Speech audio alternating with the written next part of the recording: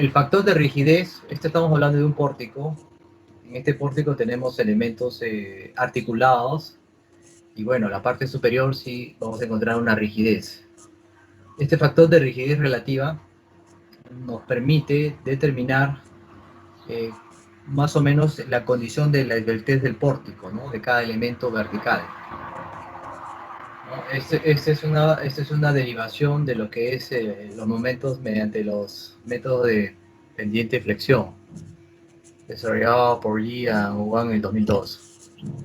Acá, por ejemplo, vamos a ver marcos con base articulada. Por ejemplo, acá tenemos un pórtico, base articulada, acá dice base articulada. La base articulada está en estos dos puntos y esta es la deformada que produce por la influencia de una carga distribuida. Carga distribuida. Acá se fomenta un momento, los momentos negativos, negativos, positivos, negativos, negativos, y acá cero porque está articulado. Acá, este es el curso de resistencia, ustedes saben que los momentos se calculan en función del valor beta, que es el beta que hemos calculado en función de la rigidez con respecto a la inercia del elemento que compone el pórtico.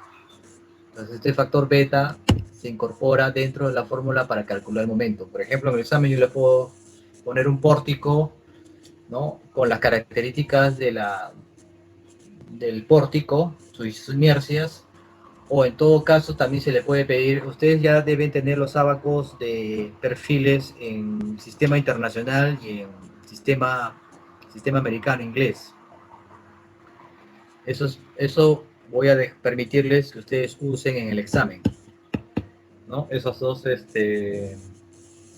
las dos propiedades. Ustedes les puedo decir el perfil y ustedes pueden obtener de ese ábaco, pueden obtener lo que es la inercia, los valores geométricos con respecto al eje neutro y al área inclusive, si es que se trata de que, por ejemplo, le puedo pedir calcúlenme ustedes de dos elementos que están soldados o pernados, ¿no? Calcular su resistencia y diseño, por ejemplo, ¿no? O el diseño de resistencia, mejor dicho. Entonces, más o menos estoy dándole algunas pautas cómo podría venir el examen con respecto a la teoría. Entonces acá tenemos que este es el momento, esta es la carga que se produce, ¿no? Y también tenemos lo que son las deformaciones. Entonces tengo los dos momentos en B y en E. ¿Dónde es el momento en B? Es acá, que es este momento de vida. Te doy los perfiles y me dice, yo te puedo solicitar, por ejemplo, hazte los diagramas de momentos de este pórtico, dependiendo de la condición que tenga el pórtico, si es empotrado o articulado, ¿no? Calcula los momentos y con los momentos me vas calculando, me vas diseñando la sección. Ya que la sección es el momento por la distancia al eje neutro entre la inercia. Entonces vamos viendo la capacidad que tiene el elemento para poder resistir a la carga que les está aplicando. Este es el caso de marcos con base articulada y este es marcos con base empotrada, ¿no? En este caso, si ustedes ven abajo, ya hay un empotramiento al pórtico donde la deformada es diferente a la que teníamos en la articulada, ¿no? ¿Se dan cuenta?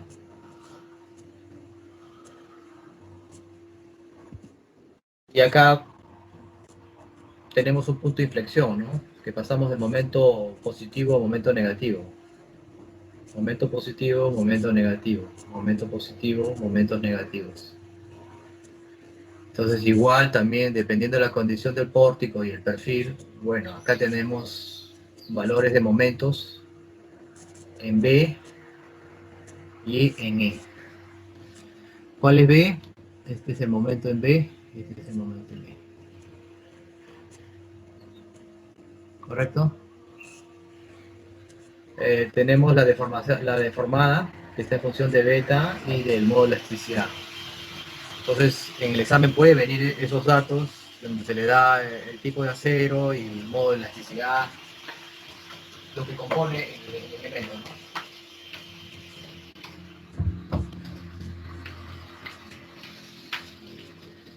Esto es básicamente para estructuras de acero, esto no es concreto, por si acaso.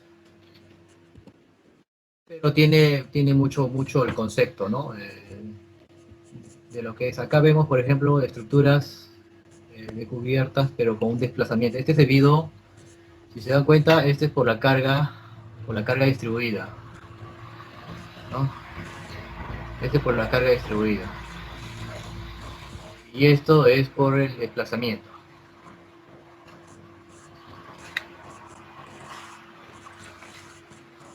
Por la fuerza, por ejemplo, puede ser por la fuerza del sismo, ¿no? Originado por la fuerza del sismo. Miren cómo se produce la desfumada del pórtico. Acá ustedes ya pueden ir estimando dónde se produce compresión y dónde se produce tracción. Y está deformada donde hay un punto de inflexión. Este es el desplazamiento, ¿no? Y acá tenemos los momentos en este sector y este momento que viene hasta acá, ¿cierto? Estos se generan acá los momentos, acá. En este caso, como la fuerza viene, si la fuerza fuera al revés, si la fuerza fuera en este sentido, esto se iría para el otro lado y esto correría de acá para acá. ¿Se dan cuenta? O sea, yo puedo invertirles, si un caso, dependiendo de lo que pueda proponerles como parte del examen, es determinarme, por ejemplo, ¿no? Los momentos para un caso de una fuerza de sismo o puede ser una fuerza de lo que significa esta carga distribuida, que puede ser peso propio o más carga viva, ¿no? Entonces podemos hacer una combinación de todos estos conceptos que hemos aprendido hasta el momento y que nos permita llegar por lo menos óptimos al parcial, ¿no? Entonces acá vemos los puntos de inflexión por el caso, este es un caso de también una fuerza de sismo y acá tenemos el caso de empotramiento, ¿no? Acá era articulado con fuerza de sismo y acá tenemos fuerza de sismo con empotramiento. Acá están los momentos, pues. Esos son los momentos. Se origina. Y acá se generan los puntos de inflexión. El momento negativo pasa a momento positivo. Igual de acá, y a partir de este punto se eleva hasta acá. Y tenemos los momentos negativos de este lado para el momento positivo acá. Estos conceptos he tratado de resumirle lo más que he podido para que ustedes puedan diferenciar entre lo que es carga muerta, carga viva que a veces se diseña y si pueda y cuando se tenga el caso de la influencia del sismo, ¿no? Eh, Estos son los contraventeos que ya hemos visto, pero acá hay un efecto de varilla y acá hay un contraventeo con canal, ¿no? Un canal es una forma en C que hemos visto ya en los cursos anteriores, en las clases anteriores, perdón, y la tipo de conexión. Esta es una conexión simple. ¿Qué se necesita para que sea una conexión compleja o una conexión rígida que tenga unos perfiles en este sector? Entonces, es importante que tengan el concepto. Yo les puedo poner un gráfico, ¿correcto? Y les puedo decir, quiero que me determine la resistencia de diseño último, por ejemplo, de la placa que se encuentra de acuerdo al gráfico. Entonces tienen que identificar si es una conexión simple, si es una conexión rígida o es una semirrígida, ¿no? Bueno, esto ya habíamos visto, esto también. De acá vemos el tema de, vamos a ver esta propiedad de secciones, ¿no? Este es un ejercicio bastante simple, de los más simples que hay. Tenemos acá un perfil I, ¿correcto? Que está soldado con un componente C, tipo canal, con dos elementos. Esta sección I, por ejemplo, o sea, yo lo que tengo que determinar esto es su capacidad de resistencia al volteo, ¿no? A la torsión. Entonces, tengo que determinar cuál es el centro de gravedad de estos dos elementos. El centro de gravedad de un elemento es este, que está figurado con G2, y el centro de gravedad del componente 1 está en este punto de acá, ¿correcto? Entonces lo que tenemos que hacer es determinar cuál es el centro de gravedad, ¿no?, de todo este elemento, que sería el punto G. Pero profesor, ¿y para qué quiero saber eso? Porque de esa forma voy a ver si el elemento, qué capacidad de resistencia tiene al efecto de las fuerzas. Es decir, si yo tengo el momento, por ejemplo, miren un ejemplo, yo les puedo decir, tengo esta sección que voy a ponerle una brida superior, porque a veces pasa eso, ¿no? Las bridas superiores a veces se conectan de dos perfiles, pero acá en este caso estamos haciendo un perfil doble, que es Y de ala ancha, y tenemos un canal. Entonces, por ejemplo, te puedo poner una viga y te puedo decir, la brida inferior del reticulado que ustedes han realizado se compone, por ejemplo, de dos perfiles. Puede ser un perfil de esta forma, o puede ser un perfil de otras unidas por pernos o soldadas, y eso constituye un elemento de brida inferior.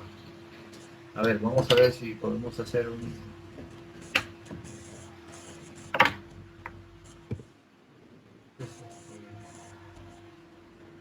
Okay, okay.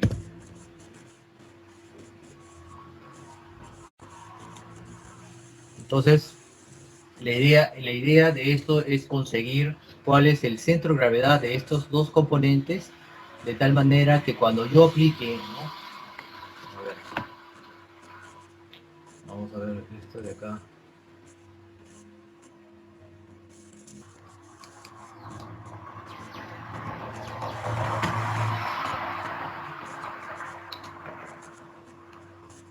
No, si yo tengo una estructura más o menos de este tipo, ¿no? Entonces yo tengo esta estructura así, ¿no? Y este elemento, digo, es una unión de dos perfiles de este tipo. Pues. Entonces, acá hay una composición de su centro de gravedad y centro de gravedad y de centro de gravedad conjunta, que puede estar por acá. Entonces, cuando ustedes tienen este elemento, por ejemplo, como están viendo en la pantalla, tú tienes acá que el esfuerzo que se genere es igual al momento, ¿no es cierto?, por C entre I. Claro, esto también lo llaman como el famoso factor S que van a encontrar en los ábacos, que también es una forma simplificada de obtener el valor de resistencia, ¿no es cierto? Entonces, por ejemplo, te puedo poner un TRI, un reticulado, te digo que está compuesto de dos elementos que han sido soldados o pernados. Conforme vayamos avanzando, vamos ajustando estos temas y necesito el esfuerzo. Entonces, este esfuerzo se genera a partir del eje neutro, ¿no es cierto?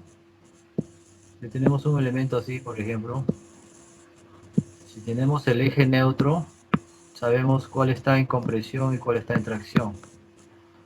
Y vamos a ver, llevando esto acá, vamos a saber cuál es la capacidad de resistencia que tiene el elemento en compresión o en tracción. Por eso es importante. ¿Ha quedado claro ahí esto? ¿Tienen alguna pregunta?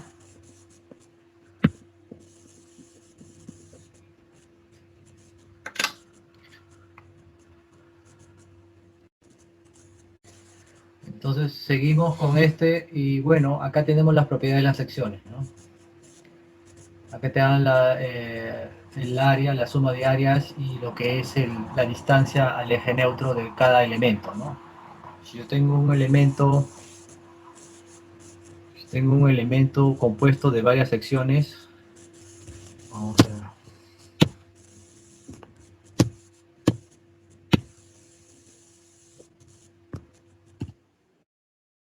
Ya, entonces, a ver acá.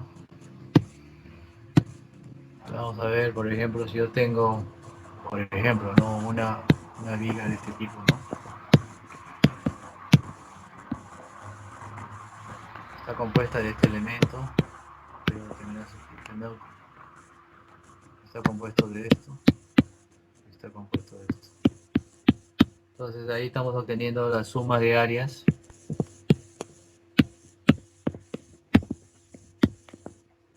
¿No es cierto? Tenemos el radio de giro y tenemos la sumatoria del área por la distancia al eje neutro.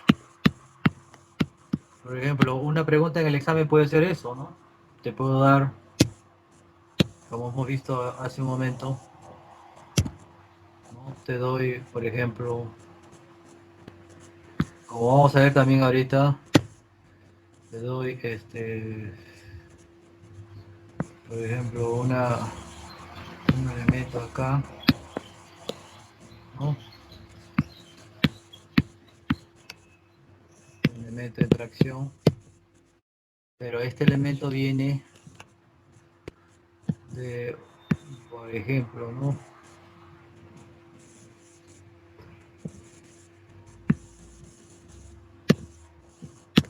Un elemento que ha sido conectado acá. Y te digo, este detalle está acá. Y entonces lo que voy a necesitar es que tú me determines cuál es la resistencia de este elemento de acuerdo a sus propiedades geométricas. ¿Correcto? Tenemos radio de giro y tenemos el valor de inercia. Esta inercia solamente aplica para secciones rectangulares. Eso ya se entiende. Eso ustedes saben que la inercia...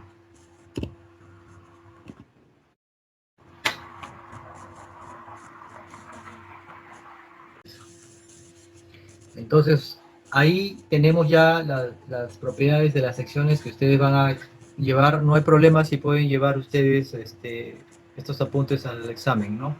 No tengo ningún problema. Pueden llevar algunos apuntes, no hay ningún problema. No creo que haya un inconveniente que lleven algunos apuntes. Lo que sí voy a necesitar es que ustedes tengan la cámara activa, ¿no? Para verlos. Estas son las propiedades, ¿no? Te está diciendo cuál es la sección, lo que hemos estado revisando. Y acá vemos, esta sección está formada por dos componentes, ¿correcto? La sección 1 te está indicando que es un C12 de 30 grados, eso está acá, ¿no? Ahí dice C12 de 30 grados, acá está. Y la otra es de un W1448, ¿no? O sea, 14 sería el tirante y 1 y 48 sería el peso libra por pie. Entonces, para el caso del canal, de acuerdo a las fórmulas que están establecidas en el LRFD, estos tienen que sacarlo ustedes, pueden bajarlo de internet, las secciones, ustedes entran con el código, ¿no? El tipo y el peso, normalmente ya están especificados por W1448, 1450, 1462, 1472.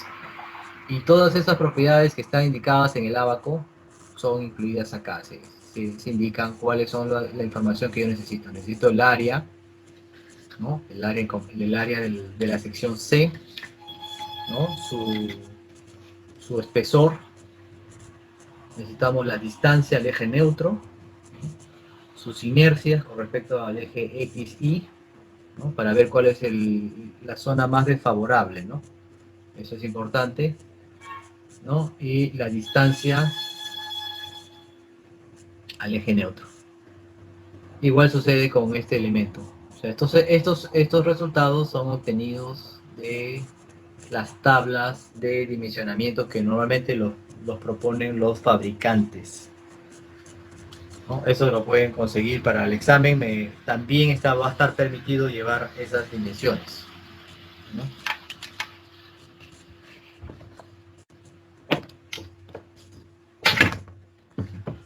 De ahí simplemente es aplicar estas fórmulas que están acá para poder calcular la inercia, ¿no? Y los radios de giros. Es decir, primero sumo las áreas. Después que tengo las áreas, las multiplico por su centro de gravedad. Este centro de gravedad lo divido entre el área y tengo el valor del eje neutro. Con esto calculo las inercias, ¿no? Estas inercias vienen de la sección, ¿correcto? Y este es el módulo de la sección, ¿no es cierto? Y ya sabemos que es la inercia entre la distancia al eje. Y tenemos igual la inercia que corresponde a una sección rectangular. Con esto calculamos la inercia de todos los elementos que componen, sea internada o sea soldada, ¿no? Porque se convierte en una nueva sección, y calculamos los radios de giro. Esta es fórmula. No necesitas mucho tema, pero sí es necesario tener esta data para poder saber, ¿no?, cuál es el radio de giro, cuál es la inercia de este material. Y esto es lo que vamos a necesitar con este módulo de sección. Con esto tenemos los centros de gravedad. Sabemos que es el G1, G2. G1 es el perfil W y el G2 es el canal. G es de toda la estructura. Entonces tomamos como referencia un eje arbitrario que coincida con las fibras de arriba del patín superior del perfil W como eje de referencia. ¿Correcto? Y a partir de ahí comenzamos a hacer unos cálculos. Esto ya lo han visto ustedes en curso de estática o en curso elemental, ¿no? No se necesita mucho análisis. Lo único que significa es identificar bien cuál es la ubicación del eje neutro, ¿no? Acá tenemos 9.81 pulgadas el eje neutro. El A1 tiene 14 y el A2 tiene 60.90. ¿Sí? Pero el eje neutro de toda la sección, de la sección 1 y la sección 2, es 9.81. Es decir, que este 9.81 estamos hablando de estos de acá. ¿Correcto? Acá hemos trazado un eje arbitrario. Es que normalmente siempre se encuentran en estas zonas, las fibras, donde se trabaja entre compresión y tracción. Esto es por experiencia, o sea, obviamente tú vas a encontrar los diseños casi, normalmente muy poco encuentras a veces por acá, ¿no? Pero normalmente es un poco arriba, ¿no? Siempre queda, es como el concreto, siempre queda en la zona del ala, ¿no? Siempre queda ahí. Entonces acá tenemos estos dos, dos elementos que se han unido y han formado el famoso Y. Esta es mi posición del eje. Esa es mi posición de 9.81. Entonces yo ya sé que toda la sección de acá para acá, ¿no? Compresión, de acá para acá, tracción. ¿Correcto? Es solamente para eso. Entonces cuando yo quiera, ya como le he explicado en la fórmula, quiera yo aplicar el concepto de esfuerzos, ya se tiene que tomar en cuenta estas estructuras que determinan mis zonas de esfuerzos, de compresión y tracción. Ya terminado este tema, ya podemos definir cuáles son las distancias. ¿De dónde? Desde el eje neutro general al eje del elemento, ¿no? O sea, el elemento 1 y el elemento 2. ¿Se dan cuenta? O sea, este tiene su propio eje neutro, y este es su eje neutro. Está con respecto al eje neutro de todo el elemento. Determinamos de ahí lo que es la inercia, y hay que ver si es favorable en el eje X o en el eje Y. Eso vamos a ver como el radio de giro. Y vemos acá que el canal, bueno, sí está girado en 90 grados, obviamente con respecto a su posición, normalmente debe ser vertical, ¿no?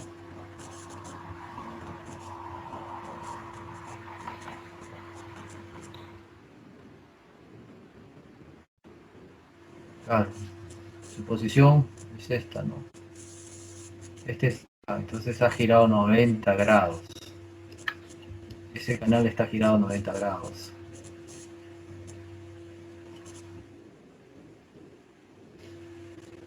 Y vemos para ver la flexión alrededor del eje X, vemos las distancias de las fibras extremas, ¿no? Entonces, este es el famoso valor de CB, que es la distancia que yo tengo desde la distancia que he obtenido acá, de 81 con el 1317, acá, menos el 13.8, es el que hemos obtenido. Acá está, ¿no? Es el área, es el área del W, ¿no? De este elemento es 13.88. Esa es su distancia superante, ¿cierto? Más el 3.17 menos la sección que tengo acá de 9, que es la altura al eje neutro. Es decir, estoy actuando sobre las zonas netamente con respecto a lo que es flexión, y en la parte superior y en la parte inferior voy a tener, habría que hacerlo con el otro eje, ¿no? Acá vemos que los módulos de la sección salen 112 pulgadas en X, que es tracción, y lo que es en vigas sale 81.5 y 102. Entonces, tengo los módulos de la sección, con lo cual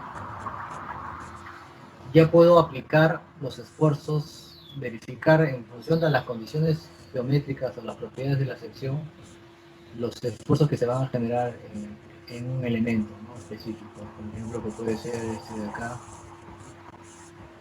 elemento de acá, ¿no? Puedo decirte, este elemento de acá tiene este tipo de soldadura y se aplica para este de acá, ¿no? Entonces, esto es básicamente lo que vamos a hacer en lo que respecta a las inercias, a los radios de giros, a las distancias, a las fibras extremas y el módulo de sección. ¿Para qué me sirven eso? Para poder tener todas las condiciones geométricas, más que todo son geométricas, y de resistencia a la torsión que tienen los elementos, sobre todo cuando están sometidos a flexión, ¿no? Mayormente con ese fin se hace, por eso hemos considerado esta parte donde dice para la flexión alrededor del eje X. Porque en el elemento de flexión puede ser un flexo compresión y se están generando estos esfuerzos torsionales, porque lo que hace es producir algún efecto flectante sobre la viga. Pues por eso es importante tener estas características geométricas del elemento, ¿no? Ahora, por ejemplo, acá ya entramos un poco a la práctica sobre lo que es un pórtico, un marco. Y acá vemos, por ejemplo, estas son las vigas que se conectan, que hemos visto ya en clase anterior, me parece, cómo se conectan. Y esta es una vista en planta, obviamente, ¿no?